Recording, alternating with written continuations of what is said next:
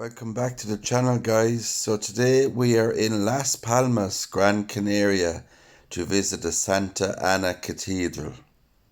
Hope you enjoyed the video.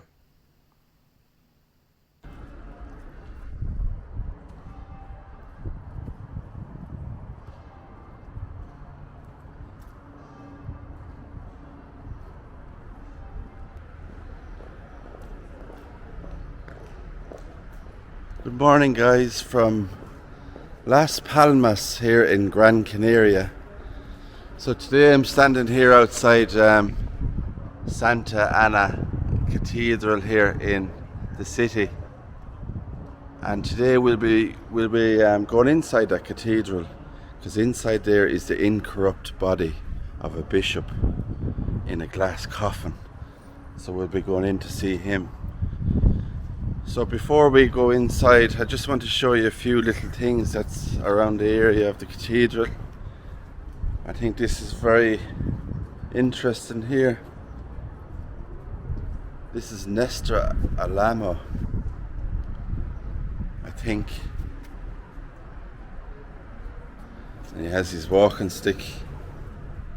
And just beside that then we have a chair with books.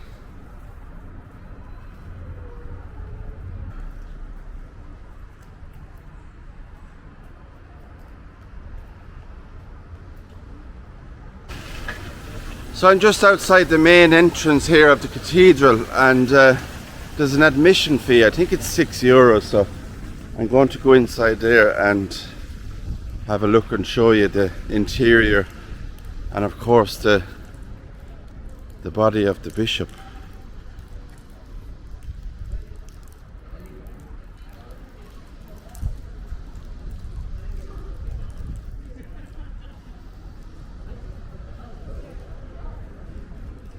So it's in the heart of the city here, the cathedral.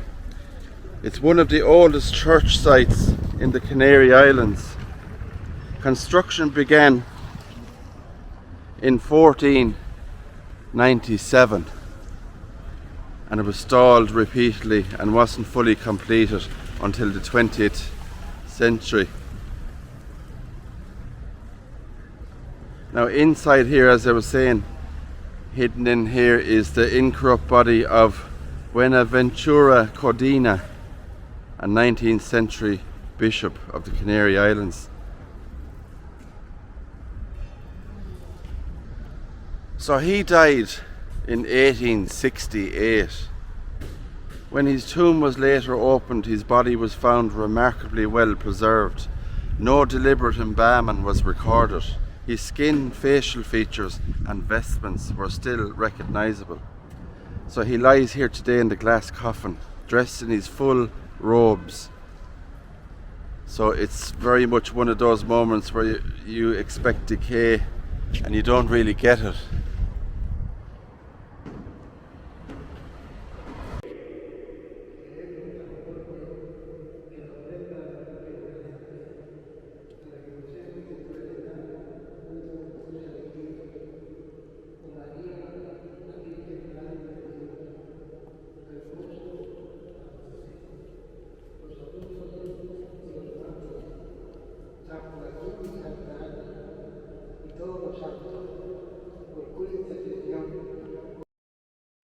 Las Palmas Cathedral is over 500 years old. Construction began in 1497, shortly after the Spanish arrived in Gran Canaria. However, it took several centuries to complete, with major work continuing into the 18th and even 19th century. Because of this long construction period, the cathedral's interior reflects a mix of styles, mainly Gothic with later influences. When you step inside, one of the first things you notice is the height and openness of the space. The cathedral was originally designed in the Gothic style, which is known for its tall structures and sense of verticality. Slender columns rise up toward the ceiling, creating an impression of reaching toward the sky. These columns support ribbed vaults, a key feature of Gothic architecture, which form elegant arching patterns overhead. Unlike some European cathedrals that are extremely ornate, the interior of Las Palmas Cathedral is more restrained. This simplicity gives it a calm and peaceful atmosphere.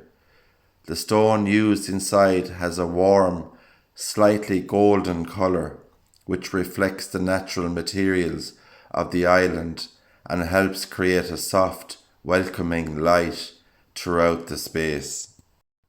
Another important feature inside the cathedral is the layout. It follows a traditional Latin cross plan with a long central nave and side aisles. As you walk through, you'll notice several small chapels along the aisles, each with its own artwork and religious significance. These chapels were often funded by wealthy families or religious groups many centuries ago. In conclusion, the interior of Las Palmas Cathedral is both beautiful and historically rich.